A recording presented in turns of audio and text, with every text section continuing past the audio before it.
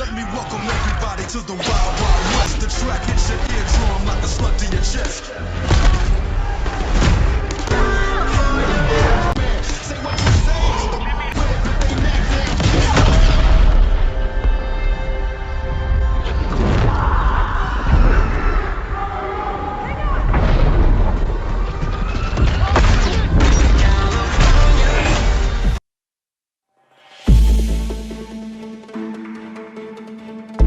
कुमार के घने खेत में लेटा हुआ वो हेलीकॉप्टरों की उड़ानों का मजा ले रहा था।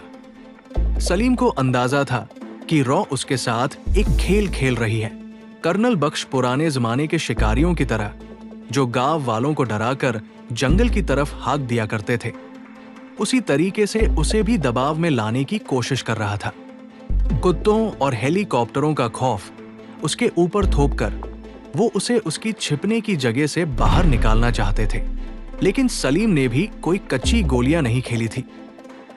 उसे अच्छी तरह मालूम था कि उसने अपने पीछे न तो कोई ऐसा कदमों का निशान छोड़ा है जिससे कोई माहिर खोजी उसका सुराग दूर तक लगा सके, और न ही कोई ऐसा सबूत छोड़ा है जिसकी बुनियाद पर रॉ के ब्लैक ऑपरेशन यूनिट्स अपने कुत्तों को उसके पीछे लगा सके। कर्नल बख्श उसे डराकर अपने मकसद हासिल करना चाहता था, लेकिन वो ये नहीं जानता था कि व्हाइट फ्लावर कोड नेम वाला ये आदमी जितने नाजुक एहसासात रखता है, उतना ही मजबूत इरादों का मालिक भी है। वो इन्हीं फौलादी के साथ मैदान में उतरा था, मगर तभी कुत्ते के भौंकने की आवाज ने उसे अपनी हिकमत अमली बदलने पर मजबूर कर दिया। सलीम जानता था कि रॉ ने इन कुत्तों को रूसी इंटेलिजेंस केजीबी की मदद से खास ट्रेनिंग दे रखी है, और ये खेतों में छिपे हुए संदिग्ध लोगों का सुराग लगाकर अपने हैंडलर्स तक पहुंचाने की सलाहियत रखते हैं।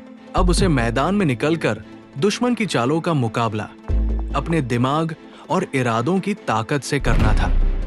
यही सोचकर वो उठ खड़ा हुआ और अगले ही लम्हे खेतों से बाहर निकल आया। उसने मजबूरन करीबी कस्बे में दाखिल होने का फैसला कर लिया। फिलहाल उसके दिमाग में कोई साफ प्लान नहीं था।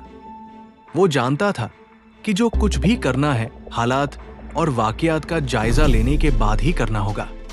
अभी वो मुश्किल से 50 से 60 गज आगे बढ़ा था कि अचानक ठिठक कर रुक गया। वो एक खेत के किनारे खड़ा था जहां जानवरों के लिए चारा उगाया गया था। जमीन का कुछ हिस्सा हाल ही में काटा गया था और वहीं चारा काटने वाली दरांती भी पड़ी थी। शायद कुछ देर पहले कोई आदमी चारा काटकर अपने ठिकाने पर गया था और उम्मीद थी कि वो जल्द वापस आएगा ताकि बाकी काम भी पूरा कर सके।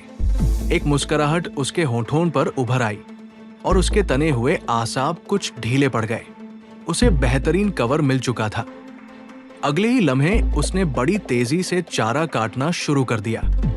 मुश्किल से 5 मिनट बाद ही उसने स्थानीय किसानों की तरह जानवरों के चारे का एक गट्ठर बांधकर अपने सिर पर रख लिया था।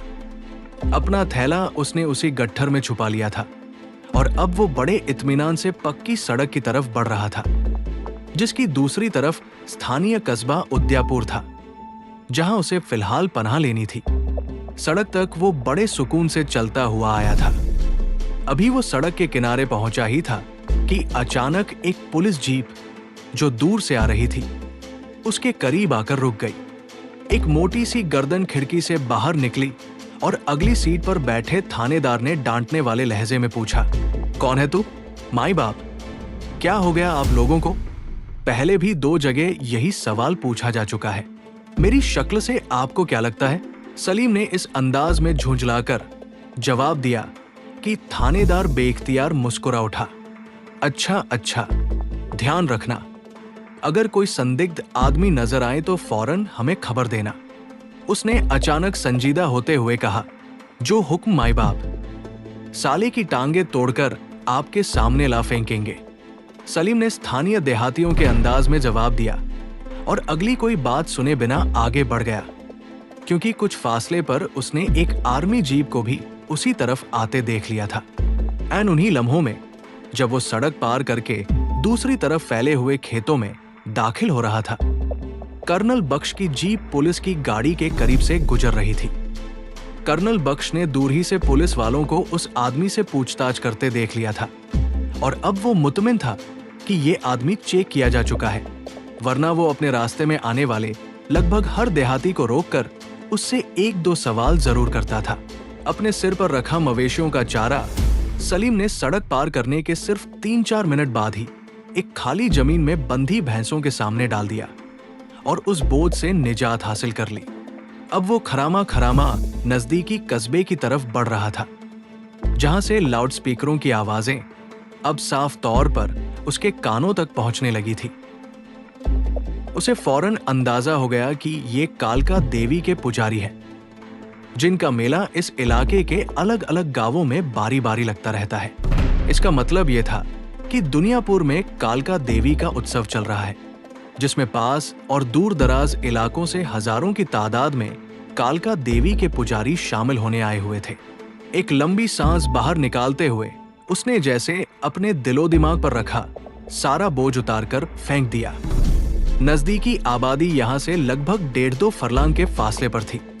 अगले 10 मिनट बाद वो यात्रियों की भीड़ में शामिल हो चुका था। उसने सबसे पहले दुनियापुर के बड़े मंदिर के बाहर मेले में लगी छोटी छोटी दुकानों से जाफरानी रंग का त्रिशूल की तस्वीर वाला रूमाल खरीदकर अपने माथे पर बांध लिया, जबकि जनेऊ अब उसके गले में पड़ चुका था। बाजार से खरीदे गए लोहे के कड़े ने उसे पूरा हिंदू ब्राह्मण का रूप दे दिया था। एक स्टॉल से आटे के पेड़े लेकर उसने वहां घूमती एक आवारा गाय को खिलाए और अपनी मुहिम का आगाज कर दिया। अब वो उस मंदिर की तरफ जा रहा था, जिसके अंदर और बाहर पुजारियों का मेला सा लगा हुआ था। 2 नारियल उसके हाथ में थे और कुछ रुपए दूसरी मुट्ठी में। अब वो उस कतार में खड़ा था जो कालका देवी के सामने सजदा करने के लिए आहिस्ता आहिस्ता आगे बढ़ रही थी। 15 मिनट के तकलीफदेह इंतजार के बाद उसकी बारी आ गई। मूर्ति के सामने बैठे 2 हटे-कटे पुजारियों के आगे उसने दोनों नारियल रख दिए और मुट्ठी में पकड़े हुए पैसे मूर्ति की बजाय पुजारियों के सामने डाल दिए। पुजारियों ने इस हरकत पर अपनी पसंदीदगी का इजहार किया और एक नारियल उसे वापस थमा दिया। फिर उसके माथे पर तिलक लगाने के साथ साथ 3 सफेद लकीरें भी खींच दी और चंद्रा का निशान भी बना दिया, जिसका मतलब यह था कि देवी उस पर खास मेहरबान हो रही है। मंदिर के एक कोने में, जहां देवी के बहुत से पुजारी ऊंची आवाज में भजन कीर्तन कर रहे थे, वो भी उनके साथ जाकर बैठ गया। जिस तरह बाकी लोग पूरे श्रद्धा और भक्ति के साथ लहराकर गा रहे थे, वो भी उसी तरह उनका साथ देने लगा। उसके वहां बैठने का किसी ने कोई खास नोटिस नहीं लिया था, लेकिन सलीम की छठी इंद्रिय ने उस लंबे तड़ंगे आदमी की मौजूदगी जरूर महसूस कर ली थी, जो हॉल के एक कोने में दरवाजे पर नजरें जमाए बैठा हर आने जाने वाले को गौर से देख रहा था। उसने सलीम को भी हमेशा की तरह बड़ी गहरी नजरों से देखा था, लेकिन सलीम ने इतनी महारत से नजरें चुराई थी कि जाहिर तौर पर उन दोनों की निगाहें एक बार भी नहीं टकराईं। वो पूरी बेनियाजी के साथ अपनी जगह बैठा श्रद्धा के अंदाज में भजन गाता रहा। इस दौरान उस आदमी की नजरें बार बार उसकी तरफ उठती रही। शायद सलीम का रंगरूप उसे धोखा दे रहा था, या फिर वो उसके बारे में कोई खास राय कायम करने की कोशिश कर रहा था। अचानक ही वो आदमी उठा और बाहर चला गया। उसके बाहर जाते ही सलीम का माथा ठनका। दाल में कुछ काला है। उसके दिल ने जैसे इशारा किया कि वो आदमी शायद उसे ट्रेस करना चाहता था। यहां से निकल, किसी अनदेखे खतरे ने जैसे उसके कानों में चीख कर कहा। उसने फौरन वहां से उठने का इरादा कर लिया, लेकिन उसके लिए फिलहाल मंदिर से बाहर निकलना आसान नहीं था। मुमकिन था कि वो शख्स सिर्फ शक की बुनियाद पर बाहर गया हो, या किसी काम की वजह से अंदर से मुतमिन होकर हट गया हो। बहरहाल वो जानता था कि इस वक्त बाहर निकलना खतरे से खाली नहीं। इसी सोच में वो मंदिर के अंदरूनी हिस्से में मौजूद कालका देवी की मूर्ति के पीछे बने छोटे से दरवाजे की तरफ बढ़ गया। ये रास्ता मंदिर से जुड़े लंगर खाने तक जाता था, जहां सेवादार लोगों की सेवा करते थे और देवी के भक्तों के लिए खाना तैयार किया जाता था। ये सेवा पूरी तरह स्वैच्छिक थी, इसलिए यहां हर कोई अपनी मर्जी से आकर काम कर सकता था और ज्यादातर लोग सवाब की नीयत से अलग अलग कामों में लगे रहते थे। पूरे भरोसे के साथ कदम बढ़ाते हुए वो भी लंगर खाने में दाखिल हो गया और बर्तनों के ढेर के पास बैठकर बर्तन धोने लगा। अचानक ही मंदिर के बड़े हॉल में जैसे तूफान आ गया। भजन कीर्तन एकदम रुक गया और भक्तों की चीख पुकार से हर तरफ अफरातफरी फैल गई। क्या हुआ? क्या बात है? क्या मुसीबत आ गई? लंगर खाने में भी घबराहट फैल गई। करीब 10-11 सेवादार फौरन उस दरवाजे की तरफ भागे जो मंदिर के अंदर देवी की मूर्ति के पास खुलता था। एक मोटी औरत के पीछे खड़े होकर उसने हालात का जायजा लिया तो उसका दिल एक पल को धक से रह गया। मंदिर के केंद्रीय हॉल के तीनों दरवाजों पर आर्मी और बीएसएफ के हथियारबंद जवान मौजूद थे। अगर आपको ये वीडियो पसंद आया हो तो वीडियो को लाइक करें और हमारे चैनल को सब्सक्राइब करना न भूलें।